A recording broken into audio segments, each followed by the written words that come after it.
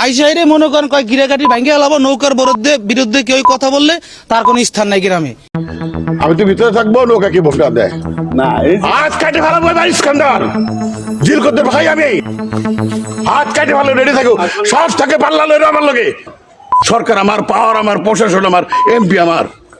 মোকলেস কাকাকে বুকে লাথি দিছে। এরকম নির্বাচনের পরিবেশ যেটা আছে, সেই নির্বাচনের পরিবেশে আমি চাই না যে আমাদের কোনো নেতা কর্মীর উপর আপনার এরকম ভাবে হামলা হোক।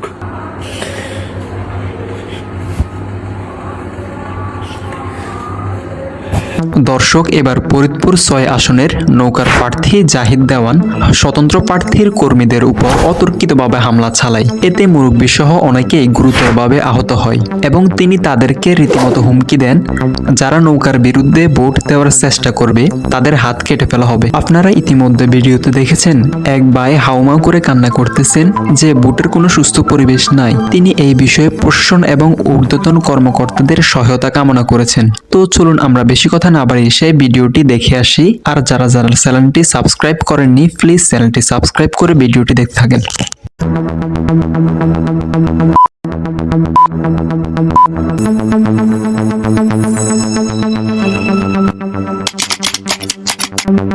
নৌকায় ভোট দিতে অস্বীকৃতি জানানোর কারণে ভোটারকে চর মেরেছেন, থাপ্পড় মেরেছেন আওয়ামী লীগের এক নেতা। ভাবছেন এটা কি বাংলাদেশে নাকি পার্শ্ববর্তী কোনো দেশে হচ্ছে? না, এটা এই বাংলাদেশের ৭ই জানুয়ারির নির্বাচনকে কেন্দ্র করে আজকের এই অবৈধ ফ্যাসিস্ট সরকারেরই আজ্ঞাবহ এই দালালদের যারা ডামি নির্বাচনের প্রার্থী হয়েছেন, সেই প্রার্থীর আপন ছোট ভাই এই কর্মকাণ্ডটি ঘটিয়েছেন। সারা বাংলাদেশের এই বিষয়টি তোলপাড় হয়েছে। ভোট আপনি যাকে ইচ্ছা তাকে দিবেন, যেখানে ইচ্ছে সেখানে দিবেন। অবৈধ ভোটকে জনগণ প্রত্যাখ্যান করছে, এটা জনগণের দোষ নয়, সাংবিধানিক অধিকার তারা প্রতিষ্ঠা করছে। তারা তাদের জায়গা থেকে তিনি তার আন্দোলনে শরিক হয়েছে, কিন্তু আজকে তাকে ভোট দিতে অস্বীকৃতি, সে কারণে চর থাপ্পড় মারতে হবে, এই যুগে এসে এটা আমাকে সত্যি অবাক করেছে। আমি ঘৃণাভরে এটা প্রত্যাখ্যান করতে হচ্ছে। এই ধরনের অগণতান্ত্রিক, অসভ্যতান্ত্রিক নিয়ম কানুনের মধ্যে যারা দাঁড়িয়েছেন নির্বাচনে, তাদেরকে আমার ধিক্কার জানাতে হচ্ছে।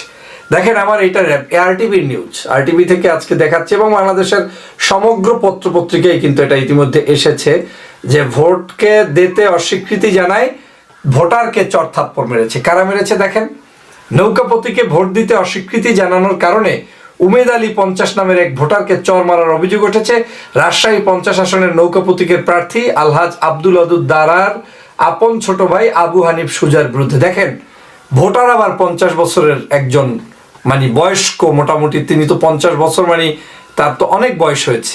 সেই রকম একজন বয়স্ক মানুষকে এভাবে থাপ্পড় মারতে পারে কি কারণে? যে তিনি ভোট দিতে নৌকায় অস্বীকৃতি জানিয়েছেন তাই। কে মারছে তাও কোনো অশিক্ষিত, একেবারে কিচ্ছু জানে না সেরকম না, একজন এমপির আপন ছোট ভাই। নিশ্চয়ই তার রাজনৈতিক জ্ঞান বা পরিধি কম বেশি যাই থাকুক, থাকার তো কথা, সচেতন নাগরিক। কিভাবে তিনি এই ধরনের মানুষের উপর আক্রমণ করতে পারেন?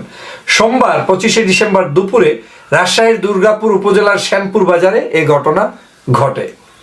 গণসংযোগ চলাকালে আব্দুল ওয়াদুদ দারার উপস্থিতিতেই এ ঘটনা ঘটে বলে অভিযোগ করেন স্থানীয়রা। উমেদ আলী একই এলাকার নামোদরখালী গ্রামের বাসিন্দা। এই ঘটনায় তিনি থানায় লিখিত অভিযোগ করবেন বলে জানান। প্রত্যক্ষদর্শী একাধিক ব্যক্তি বলেন, রাজশাহী প্রশাসনের আওয়ামী লীগের দলীয় প্রার্থী আব্দুল ওয়াদুদ দারা আজ দুপুর ১২টার দিকে শ্যামপুর বাজারে গণসংযোগ করছিলেন। এ সময় পানের আড়তের কাছে উমেদ আলী নামের ওই ব্যক্তির কাছে নৌকাপতিকে ভোট চান দারার আপন ছোট ভাই আবু হানিফ সুজা, কিন্তু নৌকাপতিকে ভোট দিতে অস্বীকৃতি জানালে উমেদ আলীকে চর মারেন সুজা। বাহ, এসব মাঠে নামানোর কি দরকার? উত্তর আসবে আইন শৃঙ্খলার যাতে অবনতি না হয়, জনগণ যাতে নির্বিঘ্নে একেবারে তাদের ইচ্ছা মতো পছন্দের প্রার্থীকে ভোট দিতে পারে, ভোট প্রদানে যাতে কেউ বাধা প্রদান না করতে পারে, যাতে কোনো নাশকতার ঘটনা না ঘটে। হ্যাঁ, এই জন্য সেনাবাহিনী নামাইতে হবে, তাই না? তাই তো। তো জনগণ কি আসলেই এই নির্বাচনে ভোট দেবে? ২০১৪ সালে কি দিয়েছিল আসলে? আচ্ছা, আপনি জনগণের কথা বাদ দেন, যারা আওয়ামী লীগ করে, যারা নৌকার সাপোর্টার, তারাই কি ভোট দিতে আসবে? 2014 সালে কি আওয়ামী লীগের ভোটাররা ভোট দিতে এসেছিল? বিএনপির ভোটার, জামায়াতের ভোটার বা সাধারণ ভোটার যারা আছে তাদের কথা আপনি এক সাইডে রাখেন। 2014 সালের 5 জানুয়ারি যে নির্বাচন হয়েছিল, সেই নির্বাচনে কি আওয়ামী লীগের ভোটাররা ভোট দিয়েছিল? না। আওয়ামী লীগের ভাষ্য অনুযায়ী বাংলাদেশে তাদের 30% ভোট আছে বা 35% ভোট আছে, যাই বলেন, তাদের দল তারা একটু বেশি বলেই থাকে, এটা অস্বাভাবিক না। তো ধরে নেন আপনি কম বেশি 32%।